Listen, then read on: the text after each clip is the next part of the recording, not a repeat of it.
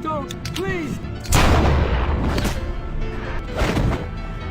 Faster film का first scene एक prison से शुरू होता है, जहां से मेन कैरेक्टर ड्राइवर को प्रिजन से निकालकर पुलिसमैन ऑफिसर के पास ले जाते हैं। ऑफिसर इसे कहता है तुम यहाँ रहे, लेकिन तुम्हें किसी किस्म की ट्रबल नहीं हुई। फिर वो कहता है कि मैं उम्मीद करता हूँ कि यहाँ जो अंधेरा है तुम इसको पीछे छोड़कर जा रहे हो। इस पर वो कहता है कि कोई क्वेश्चन है। फिर ड्राइवर कहता है कि एग्जिट कहाँ है। इससे जाहिर होता है कि ड्राइवर 10 ईयर्स से प्रिजन में कैद होता है, लेकिन अब आजाद हो जाता है। जेल से बाहर आने के बाद ड्राइवर तेज भागकर एक जंक यार्ड में पहुँच जाता है, जहाँ टूटी हुई गाड़ियाँ होती है। वहाँ एक सही गाड़ी के ऊपर से कपड़ा हटाता है और इसे ले जाता है। इसमें कुछ डॉक्यूमेंट्स, पेपर्स और पिक्स होती हैं। फिर वहाँ एक तस्वीर देखता है जिसमें इसका भाई होता है। इसका कत्ल किया जा चुका होता है। यहाँ ये भी पता चलता है कि ड्राइवर का मकसद एक एक करके अपने भाई के कातिलों से बदला लेना होता है। ये सोचकर वो अपनी कार की डायरेक्शन को बेकरफील्ड ऑफिस की तरफ कर देता है और वहाँ जाकर ऑफिस के एम्प्लॉय को मार देता है। अंदर से ऑफिस वर्कर्स चिल्लाना शुरू कर देते हैं और एक सीसीटीवी कैमरा के जरिए इसकी रिकॉर्डिंग हो जाती है। थोड़ी देर में वहाँ इन्वेस्टिगेशन टीम पहुँच जाती है और वहाँ कॉप और डिटेक्टिव इस केस को हैंडल करते हैं। फिर ड्राइवर इस आदमी की जगह पर होता है जिसने इसे गाड़ी और गन दी होती है। वहाँ न्यूज चैनल पर सेम न्यूज चल रही होती है कि बेकरफील्ड में एम्प्लॉय को मार दिया गया और मर्डरर्स की एज 30 इयर्स थी और हाइट 6'5" थी। पुलिस ने अभी विक्टिम का नाम नहीं बताया। ड्राइवर इस आदमी को पैसे देता है, लेकिन वो आदमी इससे कहता है कि बताओ तुमने प्रिजन में रहकर इतना पैसा कहाँ से स्मगल किया। जिस पर ड्राइवर कहता है कि तुम्हें जानने की जरूरत नहीं है। ड्राइवर इससे इसके भाई के कातिलों की नेम्स की लिस्ट मांगता है और फिर वो उससे आदमी से पैसों की और डिमांड करता है और ये कहता है कि मुझे ये लिस्ट हासिल करने में 10 इयर्स लगे हैं। ड्राइवर हाइपर हो जाता है और वो आदमी डर कर नेम लिस्ट को ड्राइवर को दे देता है। घर दिखाया जाता है जहाँ एक न्यू कैरेक्टर सामने आता है। वो किलर होता है। शुरू में वो एक्सरसाइज करता हुआ दिखाया जाता है। यहाँ से पता चलता है कि इसने बहुत से चैलेंजेस को एक्सेप्ट किया है और विन भी किया होता है। वहाँ इसकी दोस्त लिली भी होती है। किलर इसको कहता है कि मूव ऑन करने का टाइम है। इसके बाद किलर को कॉल आती है और इसे कहा जाता है कि तुम्हारे लिए एक क्लाइंट है, क्योंकि तुम चैलेंजेस को पसंद करते हो। तुम्हें लोकेशन के बारे में बता दिया जाएगा। ये क्लाइंट सोचता है कि वो टारगेट इसके पीछे है और इसे मारना चाहता है और वो कहता है कि काम जितनी जल्दी हो सके करो। ये इस किलर को ड्राइवर का कत्ल करने के लिए कहा जाता है और इसके बाद ड्राइवर की पिक किलर के मोबाइल में भेज दी जाती है। किलर अपनी गन्स को लेकर अपनी गाड़ी में चला जाता है। ड्राइवर को दिखाया जाता है कि ड्राइवर लिस्ट में लिखे हुए नाम को, जो कि टिसन ओल्ड मैन होता है, उसकी तरफ जाता है और उसकी बिल्डिंग पे पास जाकर गाड़ी को रोक देता है, जबकि किलर भी लोकेशन को आइडेंटिफाई करके वहाँ पहुँच जाता है। जैसे ही किलर ड्राइवर को अंदर जाता देखता है तो वो भी इसका पीछा करता है। ड्राइवर अपने भाई की डेथ का जहन मिलाकर शदीद गुस्से में आ जाता है और अपने गन के साथ रूम में एंटर होकर इस बूढ़े आदमी टिसन के फोरहेड पर गोली मारकर इसका भी कत्ल कर देता है। किलर वहाँ पहुँचते ही ड्राइवर पर गोली चलाने लगता है कि एक छोटी सी बच्ची सामने आ जाती है। ड्राइवर इस बच्ची की वजह से परेशान हो जाता है, लेकिन इसकी जान बचाने के लिए इसे एक तरफ पुश कर देता है और इसके बाद किलर पर फायरिंग शुरू कर देता है और जल्दी से गाड़ी में निकल जाता है। किलर उसे नहीं मार सकता। उसी तरह फीमेल डिटेक्टिव और कॉप को ओल्ड वीडियो दिखाती है जिसमें शूटर ड्राइवर के भाई का मर्डर किया गया होता है। अब ये दोनों ड्राइवर के पास को डिस्कवर करते हैं और इन्हें पता चलता है कि ड्राइवर के साथ धोखा हुआ था और ये अकेला है, इसका कोई गैंग नहीं है। इसके बाद बैंक रॉबरी की वीडियो दिखाई जाती है कि कैसे ड्राइवर के भाई ने बैंक रॉबरी के बाद अपने साथियों को ड्राइवर की गाड़ी में बिठा लिया था। उसके बाद दूसरे गैंग ने इसे पकड़ लिया था और तो दूसरे गैंग ने इनसे पैसे मांगे थे और पैसों का पूछा था। ड्राइवर इनसे रिक्वेस्ट करता है कि तुम मेरे भाई को शूट नहीं करो। ड्राइवर का भाई इसको कहता रहता है कि इन्हें कुछ नहीं बताना, लेकिन ड्राइवर अपने भाई की फिक्र करते हुए बता देता है कि पैसा किचन के फ्लोरबोर्ड के नीचे है। इसके बावजूद ड्राइवर के भाई की गर्दन को काट कर कत्ल कर दिया जाता है। ड्राइवर जोर जोर से नो कहकर चिल्लाता है, लेकिन कुछ नहीं कर पाता। इसका भाई इसके सामने जान दे देता है, जबकि इनमें से ओल्ड मैन टिसन वीडियो बनाता है और उसको कहता है कि स्माइल करो कैमरा के सामने। ड्राइवर से गुस्से में कहता है कि मैं तुम सबको मार दूंगा। डिटेक्टिव कहती है कि अब इन वीडियोस में जितने लोग हैं जिन्होंने इसे मारने की कोशिश की और इसके भाई का मर्डर किया, वो इन सब के पीछे जाएगा और इनका कत्ल कर देगा। इसी दौरान डिटेक्टिव और कॉप को न्यूज आती है कि टिसन ओल्ड मैन का कत्ल हो गया है और वो जल्दी से वहाँ पहुँच जाते हैं। पता चलता है कि गन से फायर करके 2 पर्सन्स के दरमियान हुई और इसके बाद दोनों गायब हो गए। फिर दिखाया जाता है कि ड्राइवर मोटेल पहुँचता है। इस होटल के रूम में न्यूज देखता है इस मर्डर के बारे में जो ड्राइवर ने किया होता है। मॉर्निंग टाइम में दोबारा ड्राइवर अपनी गाड़ी लेकर निकल जाता है और एक घर के सामने पहुंचता है जो कि एक लेडी का घर होता है। घर में वो लेडी अपनी बेबी के साथ होती है और ये ड्राइवर लेडी की पुरानी दोस्त होती है। वो अंदर अपनी गन लेकर जाता है और वहाँ जाकर फ्रेम पिक देखता है। वो लड़की इसके करीब आती है और फ्रेम लेकर इसको स्लैप कर देती है और कहती है कि तुम यहाँ क्यों आए हो और तुमने मुझे प्रिजन में आने से क्यों रोका था। फिर वो ड्राइवर को बताती है कि मैंने अपनी नई जिंदगी शुरू कर ली है। ये सुनकर ड्राइवर वहाँ से चला जाता है। अब ड्राइवर का नेक्स्ट टारगेट निक्सन होता है और वो स्ट्रिप क्लब में होता है। जल्द ही ड्राइवर स्ट्रिप क्लब में पहुंच जाता है जहाँ बहुत से आदमी खड़े होते हैं और वहाँ निक्सन भी होता है। निक्सन हकीकत में वही आदमी होता है जिसने इसके भाई का कत्ल किया होता है और इसको काटा होता है। ड्राइवर अंदर जाता है और वो गन लेकर नहीं जा पाता क्योंकि चेकिंग करके अंदर जाने दिया जाता है। ड्राइवर अंदर जाकर वहाँ से एक स्क्रू ड्राइवर जैसा टूल लेता है और वहाँ पहुंच जाता है जहाँ निक्सन होता है और निक्सन इसे देखकर कहता है मैं एक्सपेक्ट कर रहा था कि तुम यहाँ आओगे। वो आदमी ड्राइवर को देखकर पहले डर जाता है लेकिन अपना नाइफ फिर निकाल लेता है ताकि ड्राइवर को मार सके। दोनों की फाइट शुरू हो जाती है। इसके बाद ड्राइवर अपने टूल को इसमें स्टैब कर देता है जिससे वो बहुत ज्यादा जख्मी हो जाता है। ड्राइवर को लगता है कि निक्सन मर गया है लेकिन अभी भी निक्सन जिंदा होता है। ड्राइवर के जाने के बाद इसको हॉस्पिटल ले जाते हैं। नेक्स्ट डे दिखाया जाता है कि किलर अपने मिशन पर जबकि डिटेक्टिव और कॉप अपने मिशन पर निकल जाते हैं। कॉप अपनी पार्टनर डिटेक्टिव को कॉल करता है जो इसे बताती है कि हमारे दोनों विक्टिम्स पहले ही मालूमात रखते हैं और कहती है कि मुझे तुम्हारा फॉलो अप चाहिए। कॉप कहता है कि क्या तुमने सुना है कि निक्सन को स्टैब कर दिया गया है। फिर कॉप हॉस्पिटल में सर्जरी वाली जगह पर पहुंच जाता है जहाँ वह इंजर्ड निक्सन होता है। दूसरी तरफ किलर को ये पता चलता है कि तुम्हें ड्राइवर हॉस्पिटल में मिल सकता है क्योंकि इसका थर्ड विक्टिम हिट करने से बच गया है। ड्राइवर इसको खत्म करने वहाँ जाएगा और ऐसा ही होता है। ड्राइवर हॉस्पिटल पहुंच जाता है जहाँ इसके भाई का कातिल होता है। वहाँ स्पेशल केयर यूनिट में जाकर जहाँ इस आदमी का ऑपरेट किया जा रहा होता है अंदर चला जाता है।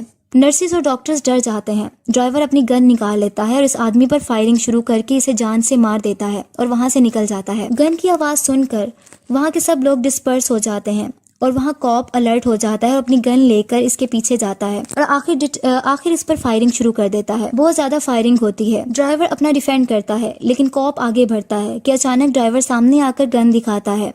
डर से कॉप की गन नीचे गिर जाती है और वो घुटनों के बल बैठ जाता है और आंखें बंद कर लेता है। लेकिन ड्राइवर इस पर गन नहीं चलाता क्योंकि वो उसका बैच देख लेता है क्योंकि इसके प्लान का ये पार्ट नहीं होता। जबकि वो कॉप आंखें खोलता है तो वहाँ ड्राइवर नहीं होता, वो जा चुका होता है। ड्राइवर जल्दी से अपनी गाड़ी में स्पीड से चला जाता है। फिर पता चलता है कि किलर इसका पीछा कर रहा है।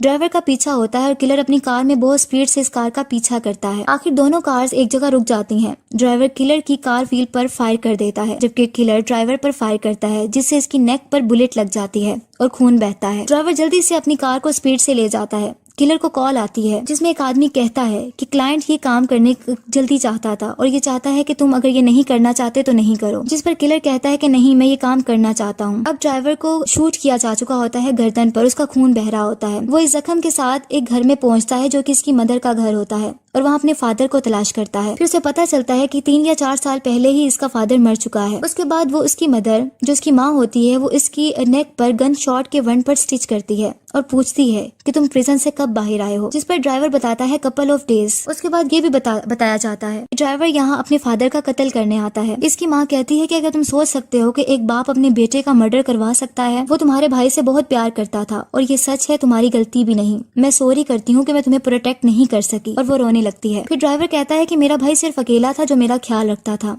इसकी मदर कहती है कि फिर इसने तुम्हें इस काम में क्यों डाला, तुमको इसका हिस्सा क्यों बने। ड्राइवर कहता है कि जब इसका ड्राइवर गिर गया मैं अपनी मर्जी से गया, इसने इस गलत लोगों से पैसे लिए हुए थे, उसे मेरी जरूरत थी। ये कहकर वो चला जाता है। नेक्स्ट डे ड्राइवर अपनी गाड़ी रोड साइड पर रोक लेता है और रेडियो सुनता है जिसमें एक आदमी बोल रहा होता है कि नफरत तुम्हारे गर्दन के इर्द गिर्द एक चेन की तरह है जो तुम्हें वहाँ ले जाती है जहाँ तुम नहीं जाना चाहते। ये तुम्हें अंधेरों और तन्हाइयों में ले जाती है। तुम इस नफरत के गुलाम बन जाते हो और ये सिर्फ तुम्हें तुम्हारी बर्बादी की तरफ ले जाती है। तुम्हें लाजमी इससे आजाद होना है। अब पता चलता है कि आखिरी आदमी ट्रैवलिंग एवेंजलिस्ट अलेक्जेंडर होता है। ड्राइवर इसको रेडियो में सुनता है और वो जहाँ सरमन दे रहा होता है वहाँ पहुँच जाता है। जहाँ वो जाता है एवेंजलिस्ट इसे देखता है और उसे पहचान लेता है। एवेंजलिस्ट और ड्राइवर ओपन एरिया में आ जाते हैं और एक दूसरे से बात करते हैं। एवेंजलिस्ट बताता है, उसको हकीकत बताने लगता है और कहता है कि जहाँ तुम्हारे भाई का मर्डर हुआ था बस मैं डोर को गार्ड कर रहा था, लेकिन जब इन्होंने इस लड़के का गला काटा तो मैं नो कहकर चिल्लाया था। ड्राइवर कहता है जिस लड़के को इन्होंने मारा था वो मेरा भाई था। वो आदमी कहता है कि मैं इसको वापस नहीं ला सकता, लेकिन दिल में मेरे बहुत अफसोस है। फिर वो कहता है मैंने अपनी जिंदगी में क्रिएटर के लिए वक्फ कर दी है। मैं जानता हूँ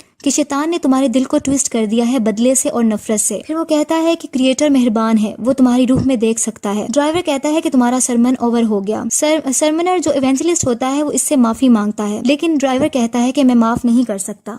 ड्राइवर आसमान पर परिंदों को उड़ते हुए देखता है जबकि इवेंजलिस्ट मुसलसल दुआएं कर रहा होता है। उसके बाद ड्राइवर फायर करता है लेकिन वो फायर हवा में होती है, वो इसको नहीं मारता और उसे कहता है कि अपनी फैमिली में वापस चले जाओ। इससे पता चलता है कि इवेंजलिस्ट की जान बच गई है और उसे माफ कर दिया जाता है। फिर ड्राइवर चर्च में अपने भाई की तस्वीर को देखता है और पिस्टल के साथ टेबल पर रख देता है। किलर थोड़ी देर में वहाँ पहुंच जाता है और ड्राइवर को गन पॉइंट पर रखता है और इस तरह कोप वहाँ से अभी बाहर से गुजरता है और वो दोनों की कार्स को देखता है, किलर्स की और ड्राइवर की। उसके बाद उसे डिटेक्टिव की कॉल आती है और वो उसे बताता है कि दोनों यहाँ हैं और वो हैरान हो जाती है। डिटेक्टिव कहती है कि इसका वेट करने का बोलती है लेकिन वो कहता है कि मैं फ्लो के साथ चलना चाहता हूँ और अपनी पिस्टल लेकर वो भी चर्च के अंदर जाने लगता है। अंदर किलर ड्राइवर को कह रहा होता है, मैं तुम्हें काफी दिनों से मारने की कोशिश कर रहा हूँ और तुम मेरे अगेंस्ट कुछ नहीं करना चाह रहे। मुझे लगता है तुम मुझे सीरियस नहीं ले रहे हो। ड्राइवर पूछता है कि तुम मुझसे क्या चाहते हो, तो वो कहता है प्रोफेशनल कर्टिसी। वो कहता है कि तुम गन उठाओ ताकि हम टेस्ट ऑफ स्किल कर सकें, लेकिन ड्राइवर मना कर देता है। ड्राइवर कहता है तुम्हें इश्यूज हैं। किलर इसे ड्राइवर की गन को उठाता है और उसे मारने लगता है और ये बात करता है, जिसने मुझे हायर किया है वो अभी तक जिंदा है। तुम बात करते हो और तुम समझते हो कि तुमने अपना काम कर दिया है। उसी दौरान कोप वहाँ पहुंच जाता है और किलर को ड्रॉप द गन बोलता है और ये भी बोलता है कि हिलना नहीं। इसी तरह किलर पिस्टल चेयर पर रख देता है लेकिन कॉप ड्राइवर की हेड पर शूट कर देता है। किलर कॉप को कहता है तुम वो आदमी हो जिसने मुझे हायर किया था ड्राइवर को मारने के लिए, और तुमने मुझे क्यों हायर किया था। कॉप कहता है जब तुम इसको नहीं मारा तो मैं इन्वॉल्व हो गया इससे कि वो मेरे पास आता और मुझे मार देता। किलर कहता है तुम तो इसकी लिस्ट में थे ही नहीं। इस पर वो कॉप कहता है कि मुझे पता है, जब इसने मुझे हॉस्पिटल में देखा था तो इसने मुझे नहीं मारा था। फिर वो बताता है कि इसके भाई की दोस्त ही थी जो मुझ तक इन्फॉर्मेशन पहुंचा रही थी और वो मेरी वाइफ है। ये वही आदमी होता है जिसने पहले भी ड्राइवर के हेड पर शूट किया होता है। किलर बाहर चला जाता है। जब उसको पैसे दिए जाने लगते हैं कॉप की तरफ से तो किलर नहीं लेता और कहता है कि मुझे दोबारा कॉन्टेक्ट करने की कोशिश नहीं करना और चला जाता है। इसी तरह डिटेक्टिव इस लिस्ट को देखती है जिसमें मर्डर्स के नाम होते हैं और तस्वीरें होती हैं। गौर से वहाँ वो कॉप की भी पिक होती है और वो हैरान हो जाती है और वो एक ऑफिस मेंबर को कहती है कि ये केस को फ्लिप नहीं करना। दूसरी तरफ कॉप अपनी फैमिली को कॉल करता है और उसे कहता है कि मैंने केस को क्लोज कर दिया है, परेशान नहीं होना, मैं कपल आवर्स में घर पर आ जाऊंगा, सब ओवर हो गया है। इतनी देर में ड्राइवर इसकी बैक साइड पर आता है और इसे शूट कर देता है। ड्राइवर जिंदा होता है। मरते मरते कॉप पूछता है कि तुम जिंदा कैसे हो। ड्राइवर इसे मेटल दिखाता है जो इसके सर की बैक साइड पर लास्ट में सेट की गई थी। कॉप कहता है कि मैंने अपनी हेल्थ खुद बनाई है। ड्राइवर इस पर दूसरा गन फायर कर देता है जिससे कॉप की डेथ हो जाती है। डिटेक्टिव वहाँ पहुंचती है और इसको कॉप की डेड बॉडी मिलती है। ड्राइवर सब मर्डरर्स को मार चुका होता है जो कि इसके भाई के कत्ल में इन्वॉल्व थे, सिवाय इवेंजलिस्ट अलेक्जेंडर के, क्योंकि उसने माफी मांग ली होती है। आखिर में ड्राइवर अपने भाई की एशेस को समुंदर में बहा देता है क्योंकि वो अपने भाई का बदला ले चुका होता है। जबकि दूसरी तरफ ट्रैवलिंग इवेंजलिस्ट अलेक्जेंडर को दिखाया जाता है जो फॉरगिवनेस पर अपना सरमन दे रहा होता है।